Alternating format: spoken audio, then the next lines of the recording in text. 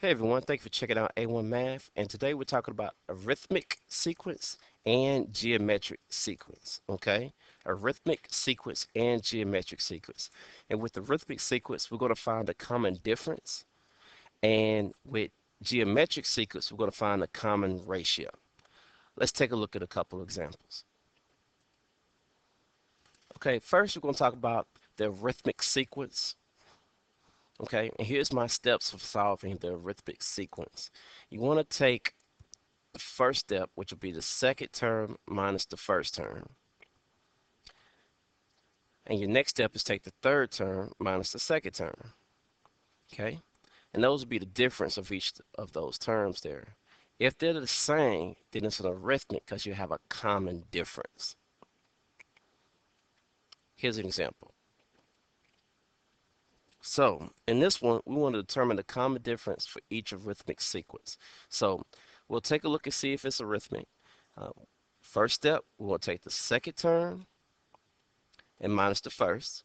And in this sequence, each one of these numbers separated by a comma is a term. So we'll take the second term, which is 5, and subtract 1.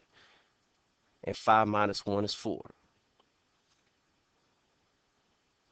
Next, in step 2, we're going to take the third term and minus the second term. And our third term is 9 minus the second term, which is 5.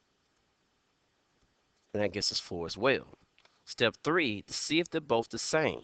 So since they're both the same, we have an arithmetic sequence. Now, we want to categorize it as that common difference. So 4 is our common difference, and we're going to use D to represent difference. And that's all it takes to find an arithmetic sequence.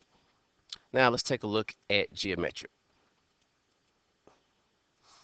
Okay, now with geometric sequence, it's really similar to arithmetic, but the one key difference is instead of subtracting, you're dividing because we don't want the common difference, we want the common ratio.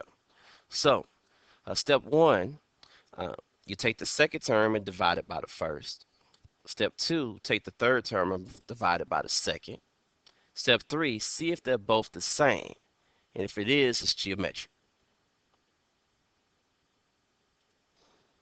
Okay, so in this example, we've got determine the common ratio for each geometric sequence. So we're going to take the second term and divide it by the first. So the second term here is 10, and we're going to divide it by 5.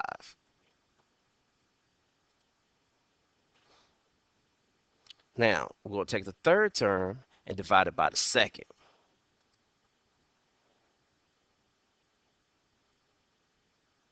And then finally, we're going to see if they're both the same.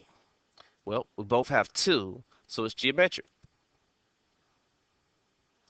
And since they're both 2, and that's our common ratio, we're going to categorize that with an R for ratio. So those are the steps of the methods to figure out if you have a common ratio for a geometric sequence or a common difference for an arithmetic sequence. I want to thank you for checking out A1 Math and have a nice day.